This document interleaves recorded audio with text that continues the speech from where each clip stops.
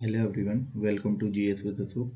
आज हम लोग देखेंगे सेट नंबर 7 जो कि Allahabad High Court group C और डी का एग्जाम जो कि 5 तारीख को होना है, उसके लिए जीएस का मॉक नंबर 7। तो वीडियो को स्टार्ट करते हैं और यहाँ पे फॉलो करना है ना पीडीएफ के लिए।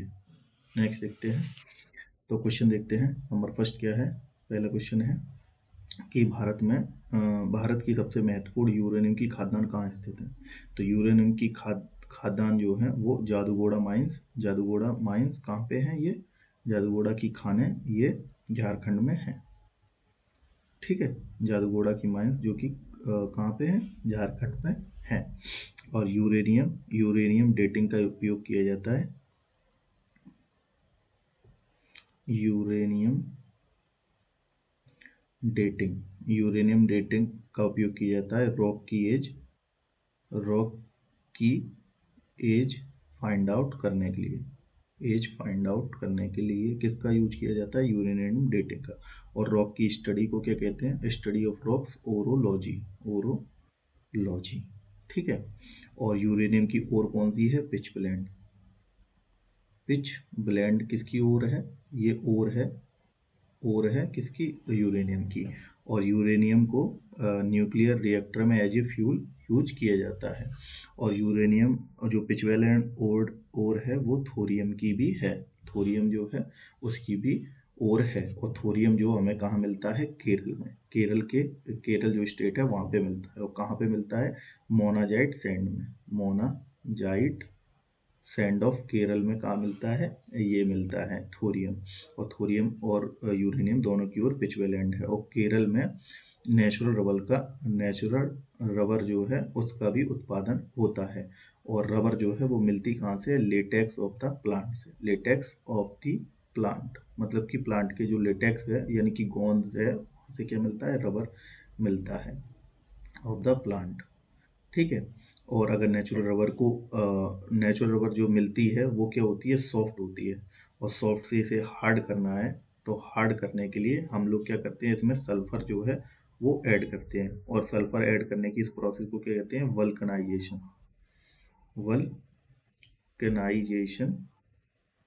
वल्कनाइजेशन यानी वल्कनीकरण। तो ये भी क्वेश्चन आप याद रखें कि जो सॉफ्ट रबड़ है उसे हार्ड करने के लिए क्या डाला जाता है? सल्फर। और इस प्रोसेस को क्या कहते हैं? वल्कनीकरण। ठीक है। और केरल को क्या कहते हैं? Spice city. और केरल में सबसे ज़्यादा लिटरेसी रेट यानी कि साक्षरता दर सबसे ज़्यादा कहाँ पे है? केरल में है। तो इसका आंसर क्या हो जाएगा? जादूगोड़ा माइंस। ठीक है, जादूगोड़ा माइंस जो कि कहाँ पे है? झारखंड में है। ओके, नेक्स्ट देखते हैं। और झारखंड में धनबाद धनबाद एक डिस्ट्रिक्ट है जिसको क्या कहते हैं? कोल कैपिटल ऑफ इंडिया।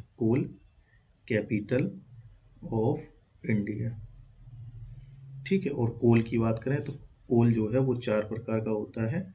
4 टाइप्स का कोल होता है जिसमें कि कौन से होते हैं? ABLP मतलब कि एंथ्रासाइट, पिटूनस, लिग्नाइट और पीट।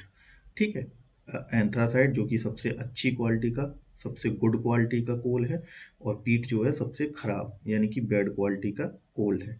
इसकी कैलोरीफिक वैल्यू सबसे ज़्यादा है एंथ्रासाइट की और सबसे कम इसकी है। ठीक है। और सबसे ज़्यादा कार्बन परसेंट किस में होगा? एंथ्रासाइट में कार्बन परसेंट मैक्सिमम, और इसमें कार्बन परसेंट वो है कम है। और लिग्नाइट कोल पे आधारित एक थर्मल पावर प्लांट, थर्मल क्योंकि कोल से जो बिजली का उत्पादन होता है वो क्या होता है? थर्मल पावर प्लांट यानी कि थर्मल विद्युत संयंत्र, थर्मल पावर प्लांट। और ये कहाँ पे लग रहा है? ये लिग्नाइट मतलब कि लिग्नाइट कोल बेसिस पे जो थर्मल पावर प्लांट लग रहा है वो तमिलनाडु में लग रहा है। तमिलनाडु में लिग्नाइट नवेली थर्मल पावर प्लांट, जिसका नाम है नवेली थर्मल पावर प्लांट, जो कि तमिलनाडु में लग रहा है। ठीक है। तो इसका आंसर हो जाएगा D is the right answer. Who held the post of the president twice? राष्ट्रपति पद पर 2 बार किसने संभाला? मतलब कि राष्ट्रपति के पद को 2 बार किसने संभाला? तो इसमें है ऑप्शन डी जो है राजेंद्र प्रसाद, डॉक्टर राजेंद्र प्रसाद, जिन्हें क्या कहते हैं? गांधी ऑफ बिहार भी कहते हैं क्योंकि ये बिहार के हैं। और इन्हें अजातशत्रु ऑफ बिहार भी कहते हैं। शत्रु ऑफ बिहार, ठीक है। और अगर इनकी बात करें जो ये है राजेंद्र प्रसाद जो है वो क्या रहे हैं ये प्रेसिडेंट रहे हैं कितने, 2 बार, ये तो क्वेश्चन ही में है। और राजेंद्र प्रसाद जो है जो कॉन्स्टिट्यूशनल असेंबली है यानी कि संवैधानिक सभा है उसके परमानेंट प्रेसिडेंट भी कौन थे, डॉक्टर सच्चिदानंद सिन्हा के बाद वो टेम्पररी थे। उसके बाद जो 11 नवंबर 1946 को कौन से परमानेंट प्रेसिडेंट बना दिए गए, किसके, संविधान सभा के, ठीक, संविधान सभा के कौन, डॉक्टर राजेंद्र प्रसाद। और ये जो है नेशनल फ्लैग कमेटी थी उसके भी अध्यक्ष थे, नेशनल फ्लैग कमेटी थी उसके भी कौन अध्यक्ष थे, डॉक्टर राजेंद्र प्रसाद जो हैं। और जो डॉक्टर राजेंद्र प्रसाद हैं इनको भारत रत्न भी मिला है, भारत रत्न भी मिला है। और डॉक्टर राजेंद्र प्रसाद हैं, इन्होंने एक बुक लिखी है, बुक कौन सी लिखी है, India divided, India divided, India divided इन्होंने क्या लिखी है, बुक भी लिखी है। और एस राधा कृष्ण की बात करें, एस राधा कृष्णन ये क्या है हमारे फर्स्ट वाइस प्रेसिडेंट है और ये भी लगातार 2 बार रहे हैं। और इनकी बर्थ एनिवर्सरी कितनी है, 5 सितंबर। इस दिन क्या बनाते हैं हम लोग, टीचर्स डे मनाते हैं, टीचर्स डे जो है बनाते हैं राधा कृष्ण के जन्म दिवस पर, ठीक है। तो क्या है ये, D is the right answer, इसका आंसर क्या हो जाएगा, डी जो है इसका उत्तर सही हो जाएगा। नेक्स्ट देखते हैं the striking feature of the Indus Valley civilisation. जो इंडस वैली सिविलाइजेशन यानी कि सिंधु घाटी सभ्यता, उसका एक प्रमुख विशेषता क्या थी, ये एक अर्बन जो है सिविलाइजेशन थी, ये एक नगरीय सभ्यता थी, ये इसकी स्पेशल क्वालिटी है। और सिंधु घाटी सभ्यता को हड़प्पा सभ्यता भी कहते हैं क्योंकि पहली सिटी कौन सी खोजी गई थी, हड़प्पा, इस वजह से इसे हड़प्पा सभ्यता भी कहते हैं। और ये प्रोटो हिस्ट्री के अंतर्गत आता है, प्रोटो हिस्ट्री के अंतर्गत आता है। और इसमें जो स्क्रिप्ट मिली है वो कौन सी है, डिसाइफर है, मतलब कि अभी तक उससे पढ़ा नहीं जा सका है। तो अर्बन सिविलाइजेशन है सिंधु घाटी सभ्यता, इंडस वैली सिविलाइजेशन, ठीक है। और इसके पैरेलल में कौन सी, मेसोपोटामिया यानी कि इराक की सभ्यता और चाइनीज सिविलाइजेशन जो कि इसके पैरेलल में चल रही थी उस टाइम, जिस टाइम इंडस वैली सिविलाइजेशन थी। और इंडस वैली सिविलाइजेशन के बाद भारत में क्या था, फिर वैदिक एज, यानी कि वैदिक एज का स्टार्टिंग हुआ। और वैदिक एज भी एक अर्ली वैदिक एज है, अर्ली वैदिक एज, और एक लेटर वैदिक एज, ठीक है। किसके बाद, इंडस वैली सिविलाइजेशन के बाद वैदिक एज आई भारत में। तो as the right answer. Next देखते हैं, A child below the age dash year cannot be employed to the work in any factory under Article 24 of the Indian Constitution. Bharat के संविधान के अनुसार अनुच्छेद 24 के तहत डैश वर्ष से कम उम्र के बच्चे किसी भी फैक्ट्री में काम करने के लिए नहीं रखा जा सकता। तो आर्टिकल 24 जो कि क्या है, राइट अगेंस्ट एक्सप्लॉयटेशन, ठीक है, जो यानी कि शोषण के विरुद्ध जो है वो अधिकार दिए गए हैं, जिसमें कि आर्टिकल नंबर 24 और 23 दो दिए गए हैं। तो आर्टिकल नंबर 24 के अंतर्गत 14 साल से कम उम्र के बच्चों को फैक्ट्री में काम करने की अनुमति नहीं है। और आर्टिकल नंबर 23 में क्या दिया गया है, ह्यूमन ट्रैफिकिंग के लिए रोक है। और फोर्स्ड लेबर यानी कि जबरदस्ती मजदूरी के लिए भी रोक है। और बेगिंग यानी कि भीख मांगने के लिए भी रोक है, आर्टिकल नंबर 23 व 24। और ये क्या है, ये फंडामेंटल राइट के अंतर्गत आते हैं। फंडामेंटल एक कॉन्स्टिट्यूशनल राइट है और इनको वॉयलेट होने के लिए हम लोग सुप्रीम कोर्ट भी जा सकते हैं। वायलेशन पर हम लोग कहाँ जाते हैं, सुप्रीम कोर्ट भी जा सकते हैं क्योंकि ये जस्टिसेबल हैं। और डीपीएसपी ऐसे राइट्स हैं या ऐसे हैं डीपीएसपी, इनके लिए ये लीगल राइट नहीं है, ये कॉन्स्टिट्यूशनल राइट नहीं है क्योंकि इनके लिए हम लोग कोर्ट में नहीं जा सकते हैं, ठीक है, नॉट जस्टिसेबल है डीपीएसपी। और डीपीएसपी होते किसके लिए हैं, डीपीएसपी का आर्टिकल नंबर, पहले फंडामेंटल राइट का आर्टिकल नंबर 12 से 35, फिर 36 से 51, ये किसका है, डीपीएसपी का आर्टिकल नंबर है, ठीक है। तो ये है directive principle of state and policy, ये नॉन जस्टिसेबल है, ये नॉन जस्टिसेबल है और फंडामेंटल राइट जस्टिसेबल है। तो आर्टिकल जो क्वेश्चन नंबर इसका आंसर 2 हो जाएगा, B is the right answer. Who among of the following was the deputy speaker of the first Lok Sabha, जो पहली लोकसभा है उसके डिप्टी स्पीकर के बारे में पूछ रहा है। पहले मतलब उपाध्यक्ष कौन थे, तो पहले तो थे पहले अध्यक्ष की बात करें, पहले अध्यक्ष कौन थे, अध्यक्ष तो थे जीवी मावलांकर, मावलांकर, ठीक है। और जो डिप्टी स्पीकर थे वे थे M A M A M A Ayyangar, ठीक है। ये कौन थे, first deputy speaker of the first Lok Sabha. Next देखते हैं, in which city was the third Buddhist council held, मतलब कि जो बुद्ध संगति हुई थी, बौद्ध संगति यानी कि बुद्धिस्ट बौद्ध परिषद की तीसरी काउंसिल कहाँ पे हुई थी, तो ये हुई थी पाटलिपुत्र में, पाटलिपुत्र में। और इसे कराया किसने था, अशोक ने कराया था, ठीक है, अशोक ने कराया था। और ये जो है पाटलिपुत्र में अशोक, और इस समय क्या था, अभिधम अभिधाम धाम पिटक, अभिधाम पिटक जो है वो लिखी गई थी इस टाइम। और इस समय चेयरमैन कौन था इस काउंसिल में, चेयरमैन कौन था, चेयरमैन था मोगाली पुत्तिस, मोगाली पुत्तिस पुत्तिस, ठीक है, ये चेयरमैन था। चलो वो बुद्धिस्ट काउंसिल जो है वो हम लोग सारी देख लेते हैं। जो बौद्ध संगतियां हैं वो कितनी हुई हैं, 4 हुई हैं, तो 1 2 3 एंड 4, ठीक है, 4 बौद्ध संगतियां हुई हैं। उसमें पहली कहाँ पे हुई थी, राजगिरी में, ये प्लेसेस है, प्लेस कहाँ पे हुई थी, राजगिरी, राजगिरी राजगीर में हुई थी। और दूसरी हुई थी वैशाली में, वैशाली में। और तीसरी हुई थी ये पाटलिपुत्र में, जो क्वेश्चन पूछ रहा है, पाटलिपुत्र में। और चौथी कहाँ पे हुई थी, चौथी जम्मू एंड कश्मीर में हुई थी, जम्मू या कश्मीर में हुई थी, तब तो था कश्मीर, ठीक है। और इसके बाद कराई किसने थी, ये ये कराई थी अजात शत्रु ने, अजात शत्रु, ठीक। ये फिर दूसरी कराई थी काल अशोक ने, काल अशोक। और तीसरी कराई थी अशोक ने। और चौथी कराई थी कनिष्क ने, कनिष्क ने। ये गिरिराज, ये ठीक है। और चेयरमैन की बात करें तो यहाँ पे थे महाकश्यप, महाकश्यप। और दूसरे वाली काउंसिल में कौन से चेयरमैन, सभा कमी, सभा कमी, ठीक है। और तीसरे में ये मोगाली पुत्तिस, ये हम लोगों ने देख लिया।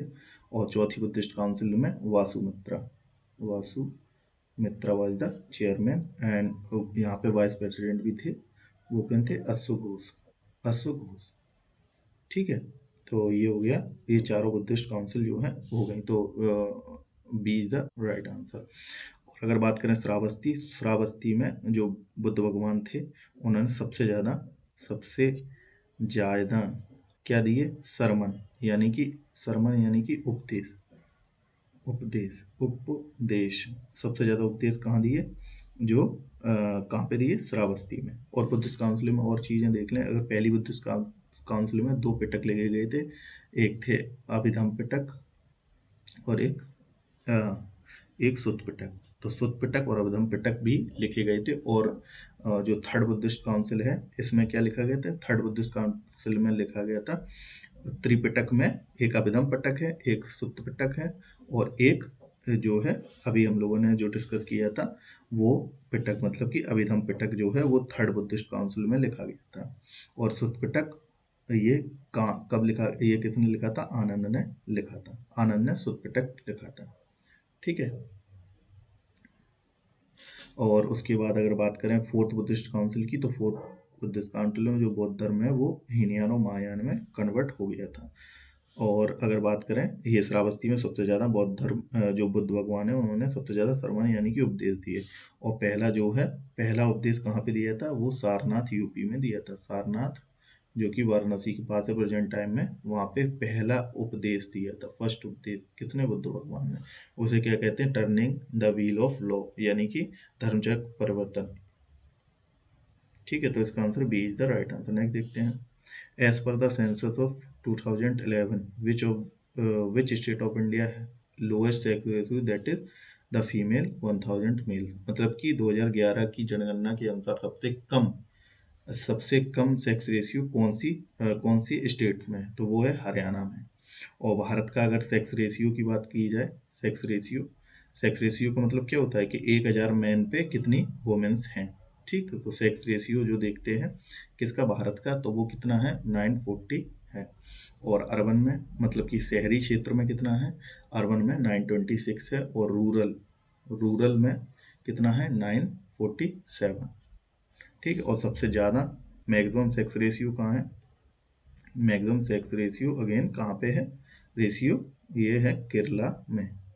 ठीक है, तो B is the right answer. Next देखते हैं, which of the following river has origin in Mahabaleshwar, मतलब कि महाबलेश्वर से कौन सी नदी निकलती है, तो महाबलेश्वर से जो है वो कृष्णा नदी निकलती है। महाबलेश्वर जो कि कहाँ पे है, महाराष्ट्र में है। और ये कृष्णा नदी महाबलेश्वर से निकलकर और कहाँ पे, यहाँ कहाँ पे मुहाना बनाती है, डेल्टा बनाती है कहाँ पे, ये बनाती है आंध्र प्रदेश में जाके, जो कि कहाँ पे, आंध्र प्रदेश में राजमुंद्री में अपना डेल्टा बनाती है। कौन, कृष्णा रिवर, कृष्णा। और एक रिवर है कृष्णा, कावेरी, महानदी, गोदावरी, कृष्णा, कावेरी, और एक रिवर है गोदावरी। गोदावरी गोदावरी रिवर है जो त्र्यंबकेश्वर त्र्यंबकेश्वर से निकलती है, और ये कहाँ से, पुणे से निकलती है। और ये भी डेल्टा इस किसके साथ बनाती है, कृष्णा नदी के साथ में बनाती है, और कृष्णा गोदावरी डेल्टा कहलाया जाता है। ये भी राजमुंद्री के पास अपना डेल्टा बनाती है। और अगर बात करें कावेरी की, कावेरी जो है वो ब्रह्मगिरी से निकलती है, ब्रह्मगिरी कहाँ पे है, कर्नाटक में है, ब्रह्मगिरी से निकलती है, और ये बे ऑफ बंगाल में अपना डेल्टा बनाती है। और कावेरी रिवर एक ऐसी रिवर है जो साउथ इंडिया की पेरिनियल रिवर है।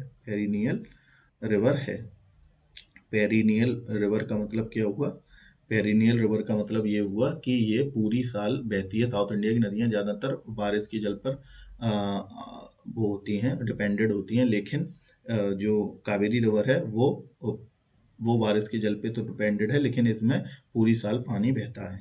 ठीक है, और इसे साउथ की गंगा भी कहते हैं। और नर्मदा रिवर की बात करें, नर्मदा रिवर जो कि अमरकंटक प्लेटू से निकलती है, जो कि एमपी में है, अमरकंटक प्लेटू। और वहाँ से निकल के इसकी लंबाई 1312 किलोमीटर है। और ये जो है कहाँ पे मिलती है, अरेबियन सी में ये डेल्टा नहीं, एस्चुरी का निर्माण करती है। और एस्चुरी बनाने वाली नदियाँ कौन होती हैं, नर्मदा, तापी, माही, साबरमती, ये सारी नदियाँ क्या बनाती हैं, एस्चुरी बनाती हैं। और जो नर्मदा रिवर है ये बहती कहाँ है, नर्मदा, और ये बहती है विंध्याचल और सतपुड़ा के बीच में जो है वो बहती है। और ये ब्लॉक माउंटेन या रिफ्ट वैली में बहने वाली नदी है, ब्लॉक माउंटेन का पार्ट बनाती है और रिफ्ट वैली में बहती है, नर्मदा और ताप्ती नदी है। और तापी की बात करें तो तापी नदी के किनारे कौन सा शहर है, तापी नदी के किनारे सूरत सिटी है। सूरत शहर जो है वो कहाँ पे है, सूरत सिटी गुजरात की है, जो कि डायमंड सिटी भी जिसे कहते हैं, और डायमंड के लिए माइंस कहाँ पे हैं, डायमंड के लिए माइंस जो है वो एमपी में है, जिन्हें मझगवा माइंस कहते हैं।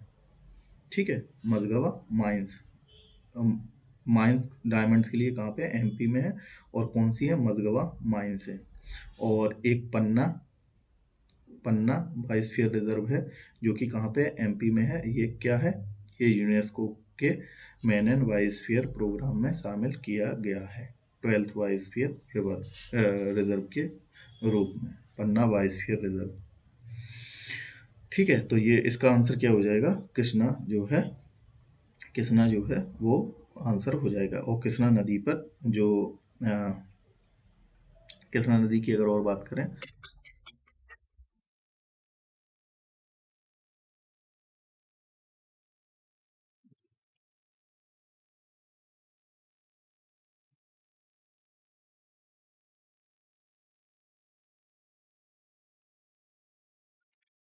चलो स्टार्ट करते हैं, एक फोन आ गया था। नेक्स्ट नेक्स्ट क्वेश्चन है, निम्नलिखित में से कौन सा यौन संचारित रोग नहीं है। तो यौन संचारित रोग नहीं है। तो ये है सिफिलिस तो है, गोनोरिया है और हेपेटाइटिस बी है। तो मतलब स्कर्वी है ये तो विटामिन सी की कमी से हो जाता है। कौन सा? स्कर्वी। और विटामिन सी का साइंटिफिक नेम क्या है? एस्कॉर्बिक एसिड जो है विटामिन सी का नाम है। और विटामिन सी केवल एनिमल फूड है जो उससे नहीं मिलता है, केवल किससे मिलता है? प्लांट फूड से मिलता है। और विटामिन सी है वो आयरन की एब्जॉर्प्शन के लिए जरूरी है। और आयरन जो है वो मिल्क में नहीं पाया जाता है, मिल्क में नहीं पाया जाता। आयरन नहीं पाया जाता कहाँ पे? मिल्क में। और मिल्क में विटामिन सी भी नहीं पाया जाता। ठीक है, आयरन भी नहीं पाया जाता, मिल्क में विटामिन सी भी नहीं पाया जाता है। और विटामिन सी की कमी से हो क्या जाता है? स्कर्वी यानी कि मसूड़ों में खून जो है वो आने लगता है। और विटामिन जो वर्ड है वो किसने दिया था? फंक ने दिया था। और विटामिन जो है दो प्रकार के हैं, एक फैट सोल्यूबल, एक water soluble vitamin B and C है। और फैट सोल्यूबल KEDA हैं। ठीक है, ये क्या है? फैट में सोल्यूबल होने वाले विटामिन हैं। तो स्कर्वी जो है इसका सही उत्तर हो जाएगा। नेक्स्ट क्वेश्चन देखते हैं। The green colour seen in the fireworks is due to the presence of. जो ग्रीन कलर है कहाँ पे? पटाखों में। वो किसके कारण आता है? वो बेरियम के कारण आता है। बेरियम के कारण B is the right answer. ठीक है। और सोडियम के कारण कैसा कलर आता है? येलो कलर आता है। और स्ट्रोंशियम के कारण रेड कलर जो है वो आता है। और ग्रीन के बाद अगर ब्लू कलर की भी बात की जाए, ब्लू कलर कॉपर की वजह से आता है। ठीक है, कॉपर की वजह से आता है। और सिल्वर कलर की अगर बात की जाए, सिल्वर कलर की बात की जाए तो ये सिल्वर और मैग्नीशियम की वजह से आता है।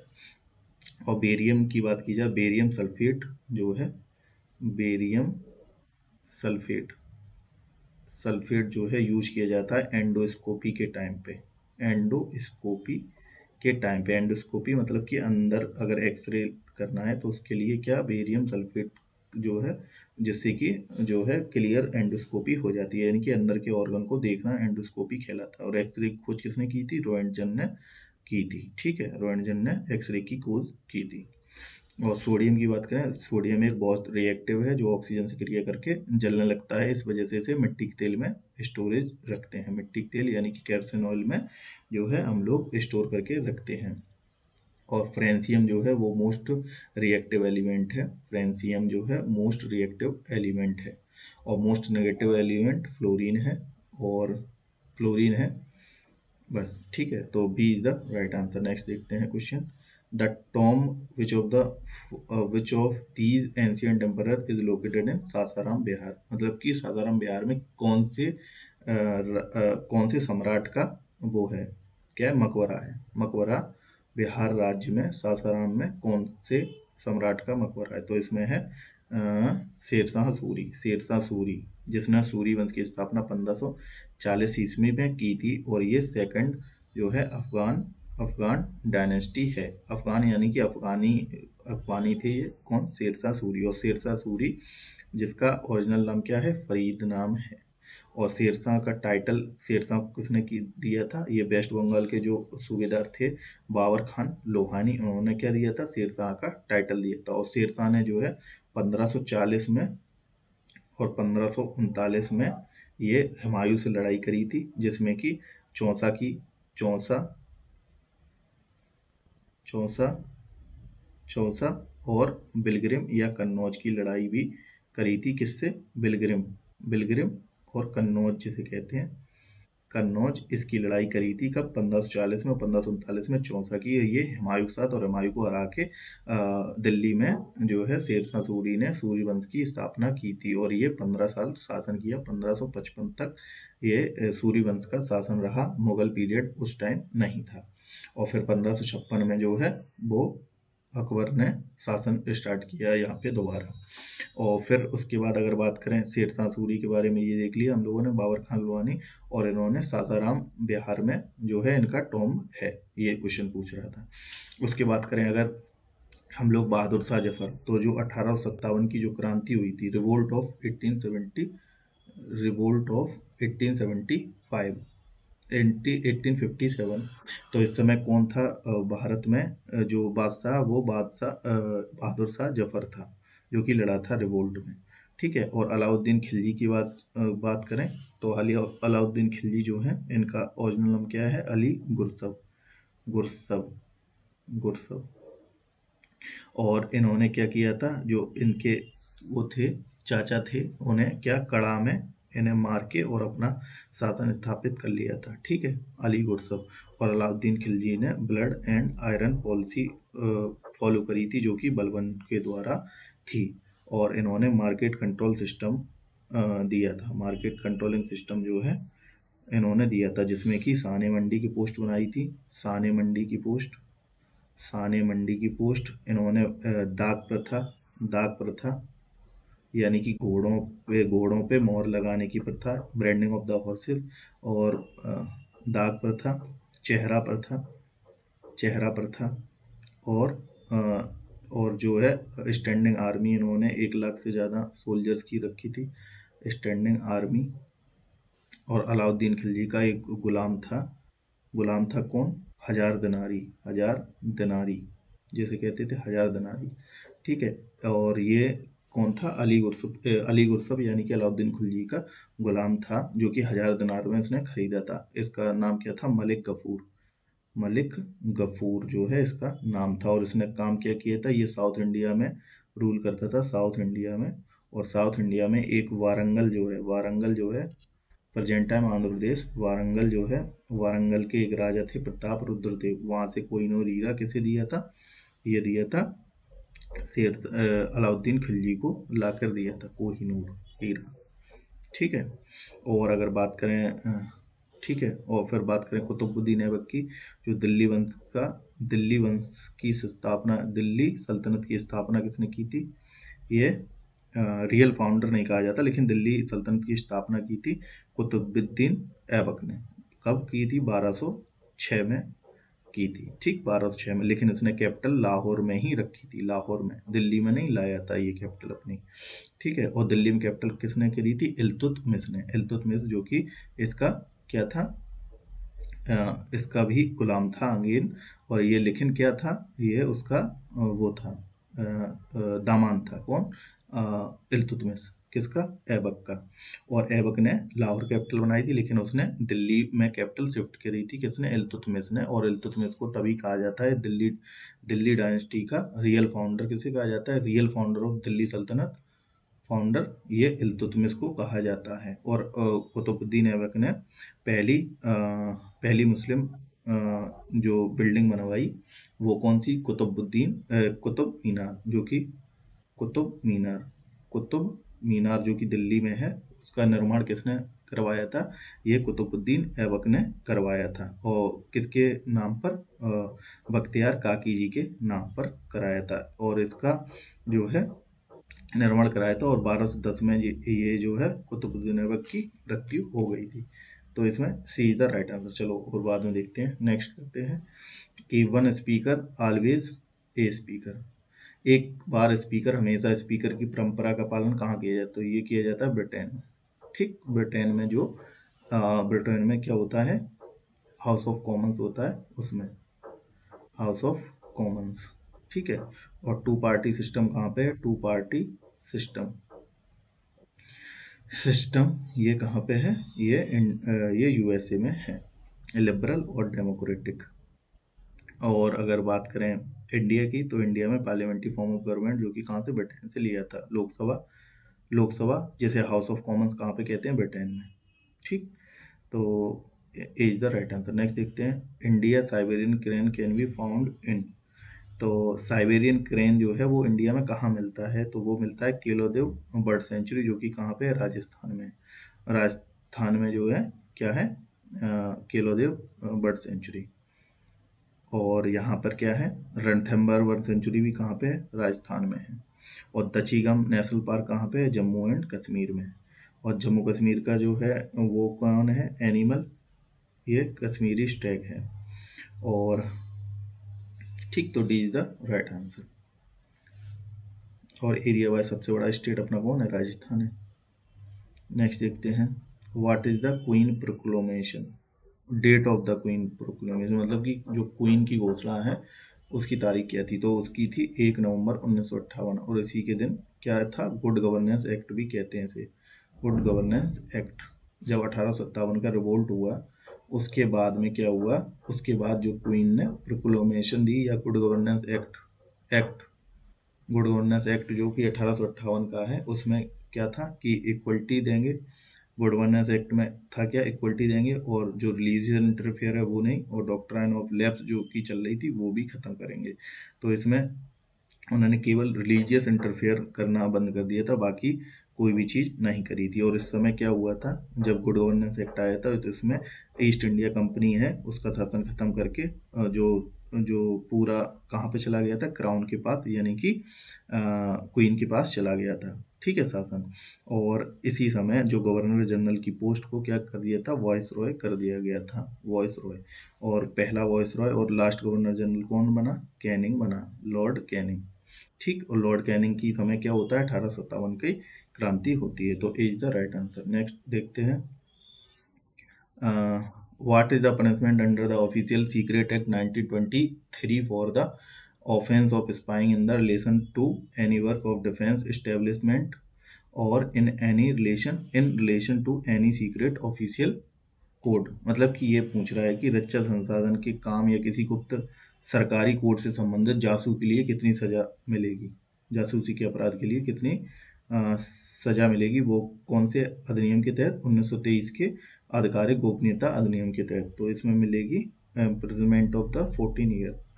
नेक्स्ट देखते हैं, Jammu Kashmir became the integral part of the India, India का पार्ट कब बना जम्मू कश्मीर, तो वो 26 अक्टूबर 1947 को बना, ठीक है। और वहाँ के राजा के साथ ट्रीटी हुई थी, राजा कौन से थे, राजा थे हरी सिंह और जवाहरलाल नेहरू के साथ में ये ट्रीटी हुई थी, तब ये भारत का इंटीग्रल पार्ट बना। और इसके बाद यूनियन टेरिटरी कब बना, 31 अक्टूबर 2019 को ये जम्मू कश्मीर जो है यूनियन टेरिटरी या लद्दाख यूनियन टेरिटरी बने थे, ठीक। 31 अक्टूबर, आर्टिकल 370 को खत्म करने को 31 अक्टूबर 2019 को। नेक्स्ट देखते हैं, क्रिकेट का बैट के लिए कौन सी लकड़ी का उपयोग किया जाता है, जो क्रिकेट का बैट होता है वो किससे बना होता है, वो बनता है विलो से, विलो, और उसका नाम क्या है, सेलिक्स परप्यूरा, सेलिक्स परप्यूरा जो है उसका नाम है। और क्रिकेट बैट जो कि विलो जो लकड़ी होती है, विलो, और उसमें इंग्लिश विलो जो कि ब्रिटेन में है, और ये एशियन कंट्री में मिलती है, बाकी दूसरी विलो। The instrument use to the measure the pressure, pressure को नापने के लिए कौन सा जो है यंत्र उपयोग किया जाता है, तो इसमें प्रेशर के लिए होता है बैरोमीटर, ठीक है, बैरोमीटर। और बैरोमीटर की अगर रीडिंग एकदम से ऊपर जाएगी, ठीक है, एकदम से ऊपर नहीं, एकदम से अगर नीचे जाती है तो क्या होता है, स्टॉर्म आता है, स्टॉर्म यानी कि तूफान आता है। अगर स्लोली ऊपर जाती है तो क्या होता है, रेन, स्लोली ऊपर जाती है तो होता है क्लियर वेदर, क्लियर वेदर, ठीक है। और स्लो स्लो अगर नीचे आए तो रेन होने की संभावना ये बताता है, ये मीटर बैरोमीटर। और एनोमीटर विंड की स्पीड के लिए, विंड की स्पीड के लिए किसका उपयोग किया जाता है, एनीमोमीटर का। और हाइग्रोमीटर, हाइग्रोमीटर मतलब आर्द्रता, आर्द्रता यानी कि ह्यूमिडिटी के लिए कौन सा है, हाइग्रोमीटर। थर्मोमीटर टेम्परेचर के लिए होता है। नेक्स्ट देखते हैं question, bacteriophage discovered by, bacteriophage का जो है वो किसने खोजा था bacteriophage, bacteriophage Felix d'Herelle and Frederick Twort ने खरीदा, मतलब कि खोज की थी इसकी। और बैक्टीरियोफेज क्या होता है, बैक्टीरियोफेज वो वायरस है, वो वायरस है, ये वायरस का नाम है बैक्टीरियोफेज, जो कि किसको, बैक्टीरिया को इन्फेक्ट करता है, बैक्टीरिया को इन्फेक्ट करता है, ठीक है। और वायरस जो पहला कौन सा था, तंबाकू मोजेक वायरस, जो कि तम्बाकू प्लांट में जो है वो तम्बाकू प्लांट में जो कि पहले खोजा गया था। और वायरस की स्टडी को क्या कहते हैं, वायरोलॉजी। और वायरोलॉजी के इंस्टीट्यूट कहाँ है, पुणे में। वायरोलॉजी एक के जनक कौन है, वायरोलॉजी के फादर, मतलब कि वो है आइवानोव्स्की, जो कि रसिया के हैं। तो इज द राइट आंसर, ठीक है, धन्यवाद।